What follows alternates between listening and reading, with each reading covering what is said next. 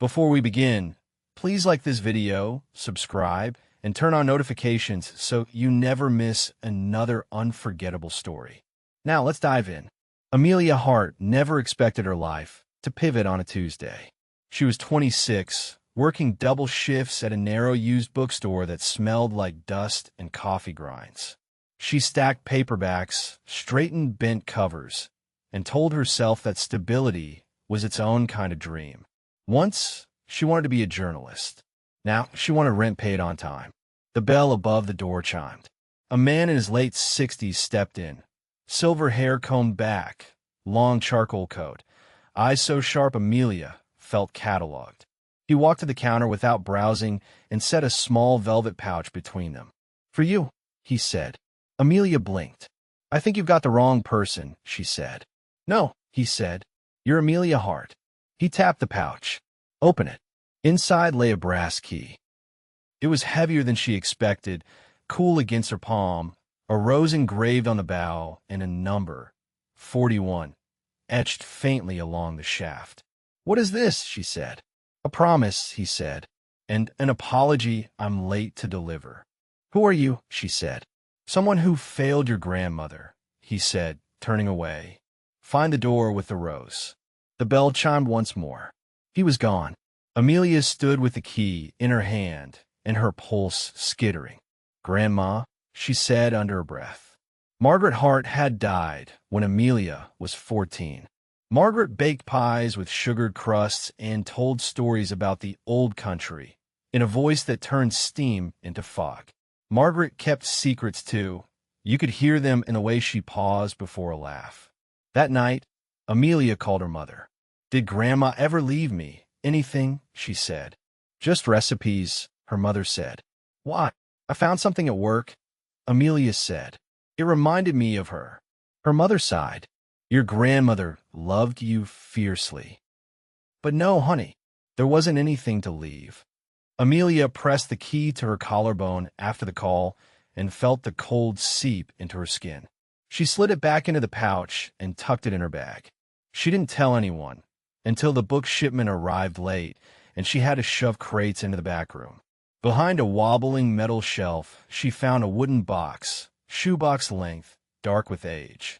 Its brass lock was stamped with a tiny rose. She whispered, "No way," and reached for her bag. The key turned like it had been waiting. The lock clicked. Inside, tied with frayed ribbon, lay a stack of yellowed letters and a leather-bound journal with M.H. pressed in gold on the cover.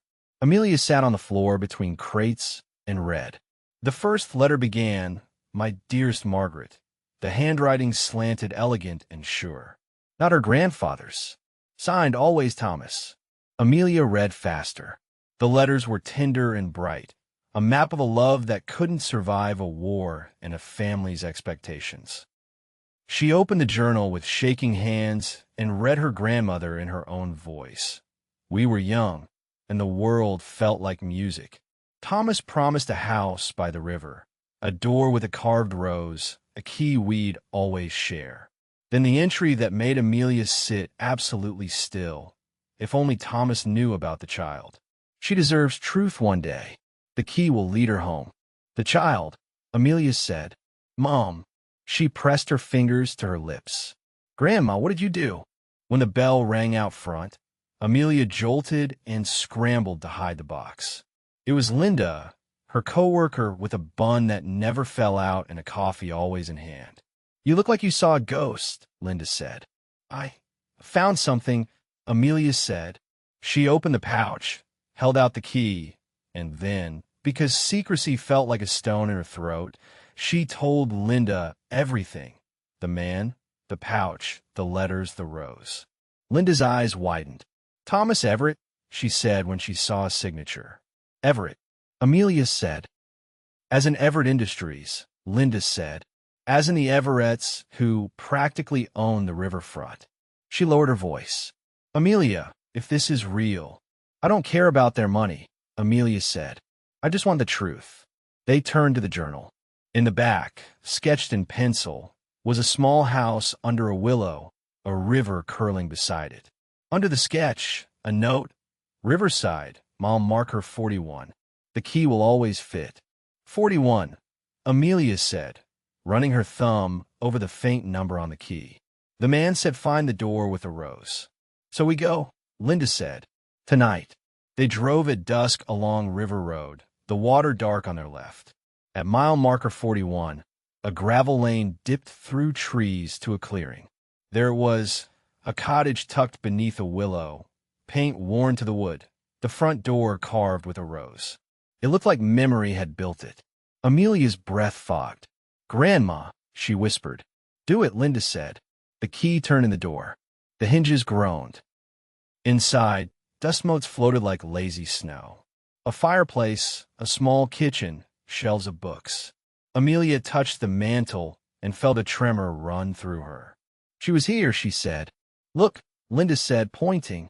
On the far wall, a wooden panel was cut with hairline seams. Amelia found a groove and slid the panel aside to reveal a narrow safe, smaller than a microwave, with an old Yale lock. Please, Amelia said to no one and to everyone, let this key work twice. It did. Inside the safe lay a tin music box, a faded photograph of a young Margaret laughing in the sun, a stack of legal envelopes, and a cassette tape labeled in careful handwriting. For him or the child. Amelia cradled the tape. We don't have a cassette player, she said. Who says? Linda said, pulling open drawers until she crowed and held one up, an old portable player with dust-gray buttons. The batteries were a lost cause, but the cottage had power. They found an outlet, nudged the plug, and the player whirred like it remembered how to try. The voice on the tape was older, a little breathless but warm. Margaret, it said, if this finds you, forgive me. I failed you when I let your father's anger break my courage. If this finds our child, know that I tried to find you. I was told you moved west. I was told you married. I was told nothing at all. So I left what I could, here, and at the riverbank, box 41, under the name Rose. Go there with the key. Ask for Mr. Donnelly.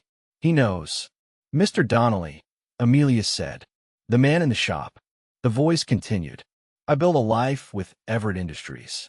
I built it on work I'm proud of and one decision I will regret until I'm gone. I cannot reclaim the years. I can keep a promise. You're my family. I love you. I hope this finds you whole. The tape clicked off. Amelia stared at the player until Linda touched her arm. We go tomorrow, Linda said. To the bank. They were waiting outside Riverbank at opening. Inside, the lobby was marble and quiet. A woman in a navy blazer smiled until Amelia placed the key on the counter and said, Safe deposit box 41, under the name Rose. I was told to ask for Mr. Donnelly. The woman's eyebrows rose. One moment, she disappeared, and a door buzzed open to reveal the silver-haired man from the bookstore. You found it, he said. Good. I found more than that, Amelia said. I found her, and you left me with 1,000 questions. I know, he said. You deserve answers. He gestured. Come back. A small room. A metal drawer slid from the wall. Donnelly set the box on the table and stepped back. You open it, he said. Amelia slid the key in. The box gave. Inside lay another stack of letters, a folded document stamped with a notary's seal, a thin velvet case, and a smaller brass key. Amelia opened the velvet case to find a simple gold locket shaped like a rose. She pressed it to her chest and felt her throat ache. The document, Donnelly said gently. Amelia unfolded it. It was a letter of instruction and a trust agreement, signed by Thomas Everett. In clean paragraphs, it named Margaret Hart or her surviving issue as beneficiary of a trust to be administered quietly if necessary, publicly if required. There were share certificates, Everett Industries, a modest but meaningful block. There was an affidavit. I acknowledge and accept that I am the natural father of the child born to Margaret Hart. Amelia's hand shook. He tried, she said. He did, Donnelly said. He hired me 40 years ago to find either Margaret or the child. Her father threatened him, threatened your grandmother, threatened to make her life small. Thomas thought money would only make it worse. Later, when he looked again, I failed him. And you could have come sooner, Amelia said. You could have. I could have, he said. I'm sorry for every day I did not. He slid the smaller key toward her.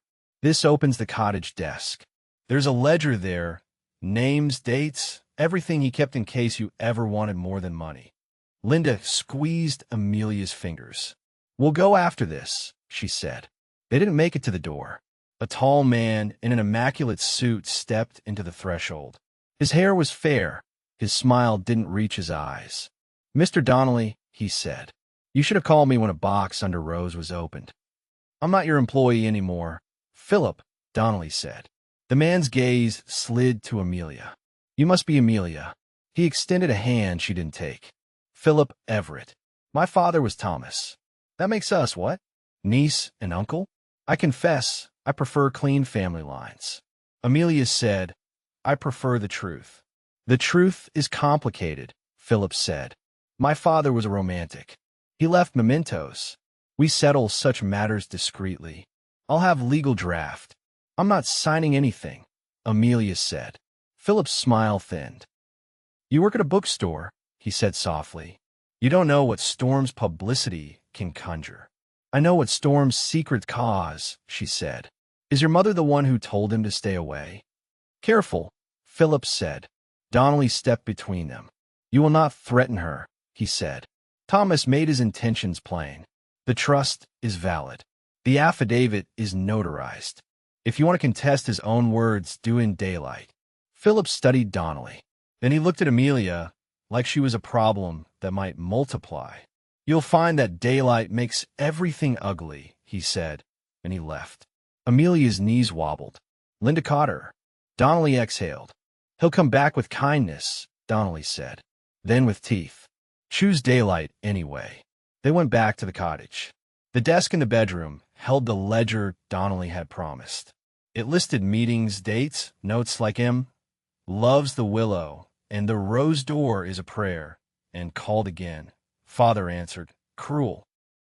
There were photographs. Margaret laughing on the riverbank. Thomas at a picnic table with a guitar. A baby blanket folded in a box with a note. For our girl. Amelia sat on the floor and cried. Linda sat with her and said nothing.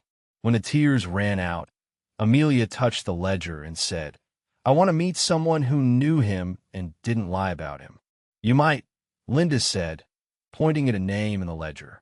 Eleanor Everett, TF4, likes lemon. An address followed. They went. Eleanor Everett lived in a townhouse that smelled like libraries. She was white-haired and straight-backed. Her eyes searched Amelia's face and softened. You look like her, Eleanor said. He sketched her all the time. He never stopped. Amelia said, I think he was my grandfather. And Eleanor closed her eyes like the truth was a relief and a grief combined. My brother loved one woman his entire life, Eleanor said. He married later. He tried to be the person our father demanded. He failed at that happily and at others painfully. She took Amelia's hands. If he left you this, it's because he wanted to make right what he could. Don't let Philip manage you out of your own story. Will you help me? Amelia said. I'll stand beside you, Eleanor said, and I will bring lemon tea. Philip did come back with kindness. He called with a smooth voice and said words like dignified, discreet, and mutually beneficial. He sent an agreement with a big number and a gag clause that made Amelia's skin crawl. Amelia said no, and Philip dropped pretense. He sent a letter that questioned Margaret's reliability, then another that suggested forgery. Eleanor wrote back, I was there when my brother cried for the life he didn't choose. He kept the ledger. He kept receipts. He kept love. See you in court.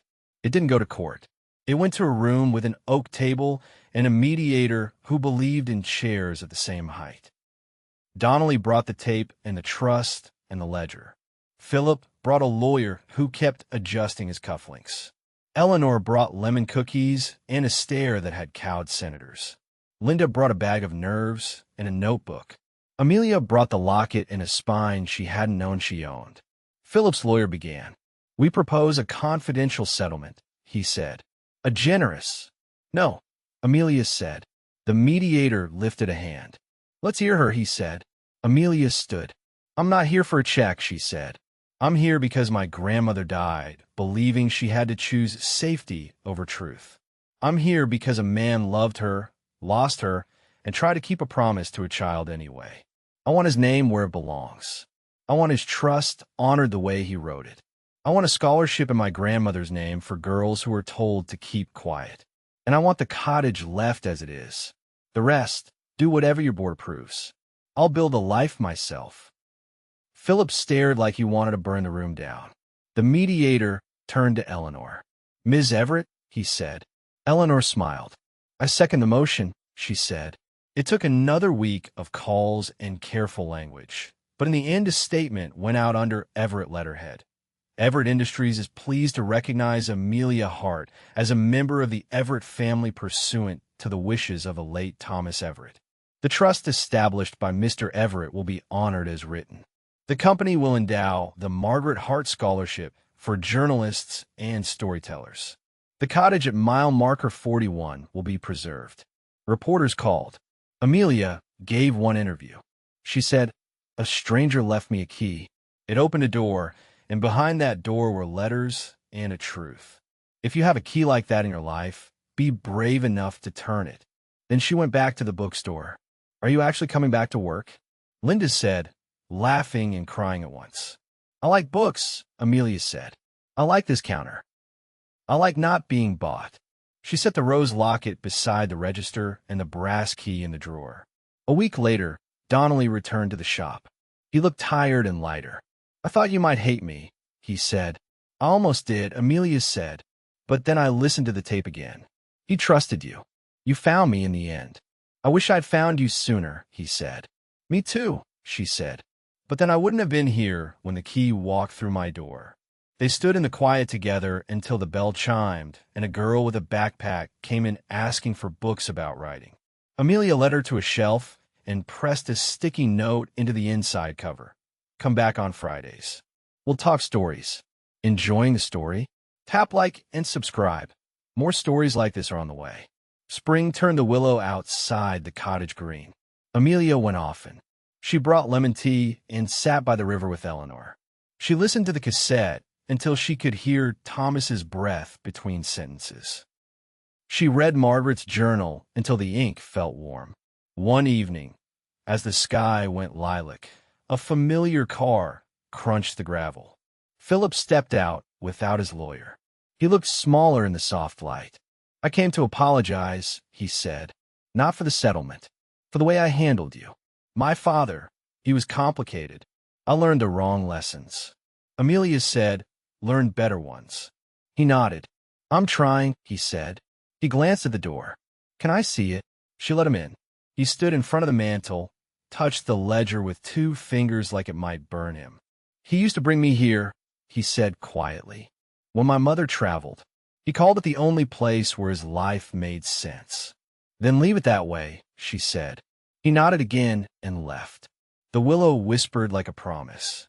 Summer came, and with it the first Margaret Hart scholar, a nervous girl named Priya who wanted to write about people whose stories never made the paper.